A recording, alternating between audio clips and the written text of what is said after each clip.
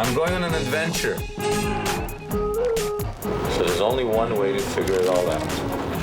Unzip the archaeology. Make it naked.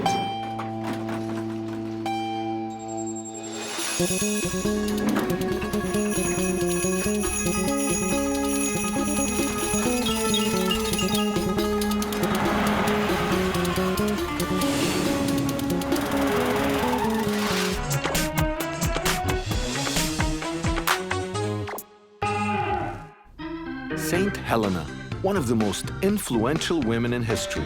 In the early 4th century, she became a Christian before it was the fashion. Her son followed his mama's lead. And her son was none other than Constantine the Great, Emperor of Rome. Soon, Christianity was the official religion of the Roman Empire. In her 70s, Helena set out for the land of the Bible, single-handedly inventing the seniors' tour of the Christian holy sites. She decided where the most important events in Jesus' life happened. She built churches marking the birthplace of Jesus and John the Baptist. She found Joseph's carpentry shop, the crown of thorns, and the crucifixion cross, nails and all. To this day, every year, millions of pilgrims follow in the footsteps of Helena. But was she a competent archaeologist? Or was she just making it up as she went along? To find out, I'm going to take a look at some of her best work, starting with the Church of the Holy Sepulchre in Jerusalem. The 1,600-year-old church, a maze of chapels, tombs, and passages, is the holiest site in Christianity. Legend says Helena built it. She claimed it was the site of Jesus' crucifixion, resurrection, and tomb, now marked by a church within a church. Helena said this was where Jesus was buried. And actually, if you just walk by over here, you see that there is some kind of structure. This seems to be, I don't know, some kind of family tomb. You can see the architecture. There were tombs here, and people were washed here, people were buried here, families mourned here. There's a whole network here. Was this the tomb that the Gospels identify as the place where Jesus was laid to rest for 3 days before the Gospels say that Jesus was resurrected? It was a tomb. We can see that it was a tomb. But was this the tomb of Jesus? Well, according to Helena, it was. And suddenly this tomb, this modest family tomb, turned into the Church of the Holy Sepulchre. Over the archaeology, you have layers of architecture, layers of faith, and an entire edifice of religion right here. I asked Father Leslie Hoppy, a Franciscan monk, about Helena's contribution to this holy site. Thank you. This Church of the Holy Sepulchre, what's the meaning of this church for Christendom? Well, it houses the tomb of Jesus Christ, plus it also houses the rock of Golgotha, where Jesus was crucified. When you say it's the tomb of Jesus, that means you basically believe Helena. Well, the tradition regarding the identification of this site as the place of Jesus' tomb was a tradition kept by the local Christian community of Jerusalem long before Helena came. But when she shows up and says, you know, let's build a church here, I mean, that's hundreds of years after the fact, right? Right. But what was her involvement here? Well, that's the question. Is the Church of the Holy Sepulchre really built over the tomb of Jesus? And if it was it really Helena who built it? Before I can answer this, I need to know who was this sizzling senior, the patron saint of divorcees, treasure hunters, and archaeologists. I got the lowdown on Helena from Annette Yoshiko Reed, professor at McMaster University. Well, Helena was the mother of Constantine. She came from extremely humble origins, an innkeeper or she may have been even a prostitute, that she may have Or been... a madame running a brothel. Yeah, something to that effect. Innkeeper. The in old sense innkeeper. Of, yeah. I think inns in those days were a little bit different. But whatever she was, she definitely came from very humble origins. She married Constantine's father, who also came from humble origins. He was the son of a goatherd.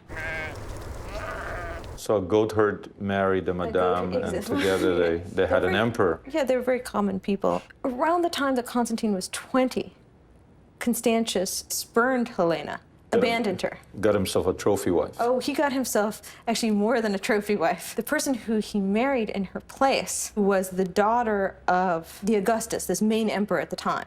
So he married very, very far up. Constantine's father becomes emperor, but not for long. He dies in bed 1 year later, leaving the crown to Constantine. At the time, Rome is pagan. Christians are being fed to the lions. Legend says that in 312, Constantine is leading his army into battle when this happens.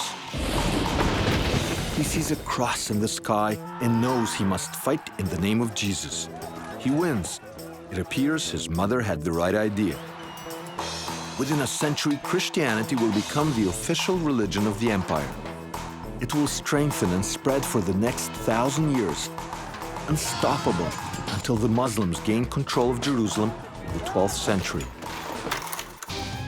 At that time, the key to the Holy Sepulchre is taken from the Christians and given to a Muslim family for safekeeping. For more than 800 years, Waji Nuseba's ancestors have held the key to the church's only door. I am the doorkeeper and the recorder of the church. The doorkeepers of the church. of this church. Before that, my father, now I am. Later, maybe my son. Deep inside the Holy Sepulchre, there's another, less famous church, Saint Helena's Chapel, where Helena is said to have discovered the true cross. It is just below the site of the crucifixion, also known as Calvary. And this is under Calvary. This is the bottom of the hill. You see the hill, original hill. The cross discovered right here. The cross was discovered right here? Right here by Constantine Helena. So this is called the Church of the Cross, or the Church of Saint Helena. Because she found the cross where? Right here. Right here. This is the place where she discovered the cross. If Helena was right, she just achieved one of the greatest archaeological feats of all time. But she didn't rest on her Roman laurels. Next, she builds in Bethlehem. In 306 AD, Constantine becomes emperor of Rome. He makes his mother, Helena, empress. But she shocks Rome by adopting a new, illegal religion. He has two choices. He can feed her to the lions or make Christianity legal. Cut to 325 AD. Christianity has become Constantine's favorite pastime. He builds St. Peter's. He heads up the first official Christian council, and he sends his mama on an all-expenses-paid trip to the Holy Land to build churches in his name. I'm standing in front of the Church of Nativity in Bethlehem. This is the traditional place where Jesus is supposed to have been born, in a manger. This is where Helena came in 320, let me see here. I happen to just have a handy tourist brochure. 325, thank you very much. She came here in 325, right? Nice to meet you. What's your name? Nidal. Nidal, are you a tour guide here? Yes. So what's the story with this church? What do you mean by the story? But you're looking at the Church of Nativity. And this is a traditional place where Jesus was born, right? It's not traditional. This is the place where all denominations decide this is the place. Helena heads to Bethlehem to build a church marking the very spot where Jesus was born. Funnily enough, there's already a shrine here, a pagan temple. Christians believe the pagans built the temple to cover up the holy site. Others believe Helena wanted to turn a pagan site into a Christian one. Whatever the answer, Helena knocks down the pagan temple and builds a church for Jesus. She even identifies the specific place of the miracle birth. That's the traditional place of Jesus' birth, right over there. The star marks the spot. This is where the virgin birth is supposed to have taken place. There's a Helena mosaic there dating back to the 4th century. And if you notice, the whole place has the shape of a cross. There's 2 entrances. This is the head where Jesus is supposed to have been born. And then it goes right down like that in the shape of a cross. We'll let the faithful pass here. Let's get out of these good people's way.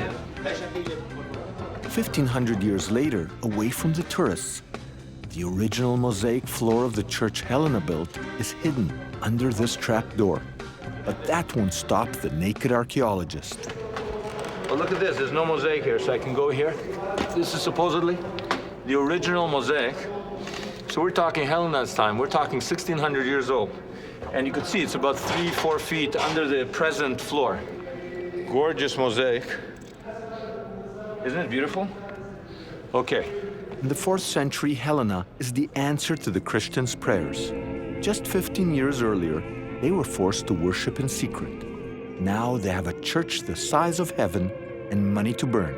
This is just the beginning. Next, Helena embarks on a mission to mark all the holy places with churches. She even finds the bones of the 3 magi, the thorns from Jesus' crown, and the true cross. What's her secret? Flexibility.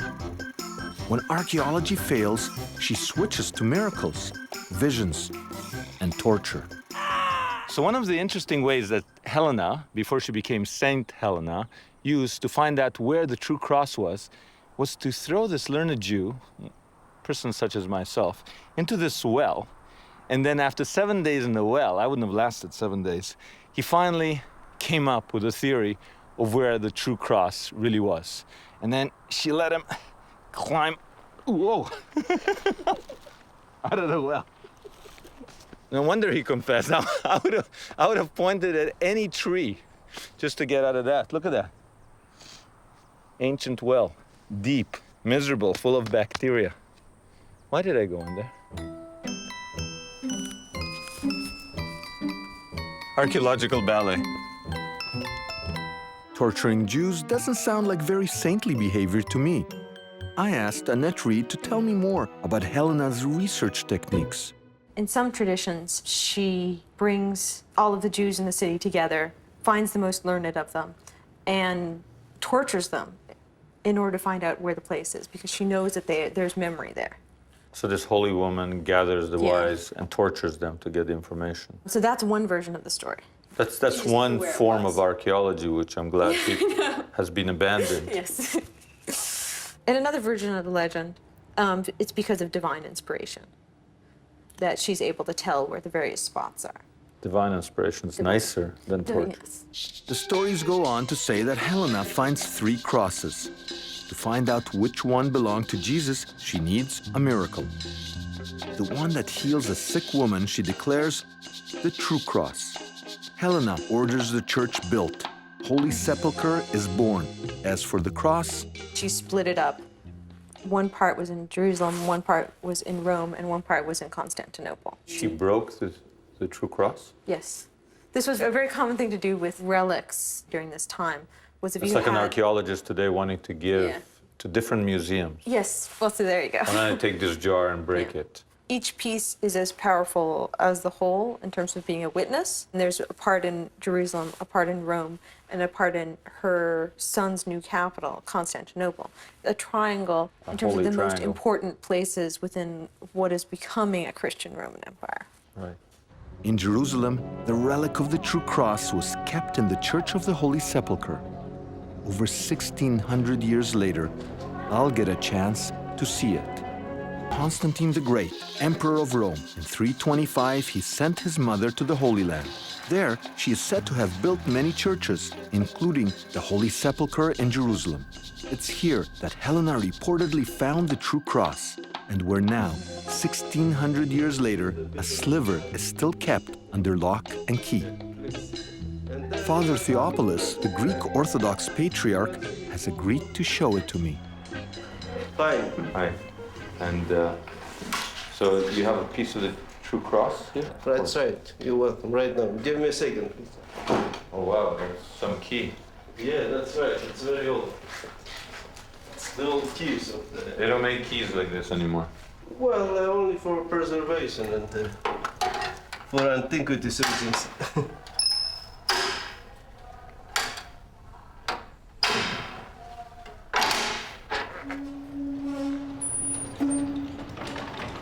Come in, please. Here, this little... The central part. The small part, which is inserted in the bigger one, this is from the original cross of Jesus Christ. Are there any like miracles associated with the? Of course, there are many miracles and many personal stories about the Holy Cross. We have the little service which is called the service for the sanctification of the water. And once this water is blessed, it never decays. It doesn't evaporate? It doesn't evaporate, doesn't decay. And here also we have relics. You mean bones? They are bones, but they are relics together with skin. For instance, here is right hand of Mary Magdalene. The right hand of Mary Magdalene? Yes, that's right. It is a hand in there, isn't it? Yes, there is. There's yes. metal, like a metal glove around it. Yes, but you can see the bone inside there. I see the bone. That's You the see, bone. That's yes, the bone but of Mary Magdalene. Look the hand here. Yeah. Yes, inside there are bones. Yes. A skeptic might point out that none of these sacred relics has been scientifically tested. No carbon-14 dating, no labs. Add to that, there are enough slivers of the true cross to build a house, and even Father Hoppy is suspicious. What about the whole story of finding the cross? Well, the earliest story that associates Helena with the finding of the cross comes from about 70 years after the event. Eusebius doesn't mention Helena nor the cross. It's only with a history written by Gelasius in 390 that you have the association of Helena with the finding of the cross at this church. So do you think she had something to do with it, or she just got kind of retroactive praise? My own personal view is that I'm doubtful that Helena had anything to do with the finding of the cross here. So who did find the true cross? And what, if anything, did Helena discover? Helena's influence is still felt around the world. For example, in Toronto, I met with Father Kutu at St. Helen's Roman Catholic Church. To my amazement, locked away in the most secret recesses of the church, I discovered that here, too, there is a piece of the true cross. Could you tell me a little bit about this statue here? That's Saint Helen. And she became a Christian at the age of 63, converted. Now, I understand that in this church there are pieces of the cross. Mm-hmm. So you actually have relics? Yeah, we have one. It's been here for a long time. I don't know when it came in, but I presume it is here since the church was started. I could show it to you if you come inside. Yeah, sure. You have it. And this is the safe? That's the safe. And you keep it locked most of the time? Yes, always. This is a real safe. When you said safe, I thought one of those little things. I didn't realize. This is a walk-in. Something that you Thick can walk walls in. for fire. Oh. And that's this piece. Can we see that? Yeah. So this is... That sliver in the middle. Oh, that tiny little sliver. That's right. But the little sliver is in a shape of a cross was put, right? There's two slivers. That's right. And that, according to the church's tradition, came from the actual cross that Jesus was crucified on, mm-hmm. and that Saint Helena identified. That's right. Are we allowed to open this? Yeah. Yeah? Oh. Oh, I see. And that's... So it's encased inside. That's right, on the center of the cross. Is it more symbolic for you, or do you actually believe that this is a piece of the cross? I just look at it, it helps me to think of Jesus. I don't go no longer on the questions. Where it is the true cross, it wasn't true cross. It's irrelevant for you. To me, it just helps me to focus. Once I'm focused in Jesus' life, that's it. Whether or not Helena discovered the true cross, she has helped tens of millions of people focus on Jesus. She invented the idea of the Christian pilgrimage. At Christmas, the Church of the Nativity in Bethlehem is packed with pilgrims. At Easter, it's the Holy Sepulchre Church in Jerusalem. Christians believe these churches are here because Helena said so. Archaeology can't tell us much about her. But there is someone who can, an ancient eyewitness, Helena's traveling companion to the Holy Land, one-time bishop, the historian Eusebius. It's difficult to know from the early accounts how much of this she actually did. The earliest account is in Eusebius, and he doesn't mention the true cross at all. He has actually Constantine and Bishop Macarius of Jerusalem being responsible for the Holy Sepulchre. Is she involved with the Holy Sepulchre? According to Eusebius, she isn't. I mean, one of the things that I find kind of striking is that within Eusebius's account is that he makes this offhand reference to Helena wanting to pray in the places of importance to Christ's life and wanting to walk in the footsteps of Christ. This focus on the physical places of Jesus' life and trying to unearth them. That's Helena stuff? Yeah, I think it is. There'd been some pilgrims that had gone before, but they were all scholars. They were curious for other reasons. But after Helena goes and builds churches and then also makes this attempt to walk in the footsteps of Christ, there are just streams of pilgrims who come. It's the basis for the whole way of thinking about the past that modern archaeology in the Holy Land is based on. She's like actually the first kind of to create a bridge to the historical Jesus. Yeah, she is in a lot of ways, of this real concern to be a Christian is to walk on the footsteps of Christ in a physical sense. So how important is she to Christianity? Well, if you try to imagine what it was like in the 4th century for the empress to come to Palestine and to kneel in Christian churches, that's a powerful statement. So it does lend a kind of the support of the imperial family to this new religion. And if you compare the situation that the church faced at the beginning of the 4th century to the one it faced at the end of the 4th century, it's night and day difference. At the beginning of the 4th century, the church was suffering persecution. At the end of the 4th century, pilgrims are coming from all over the empire.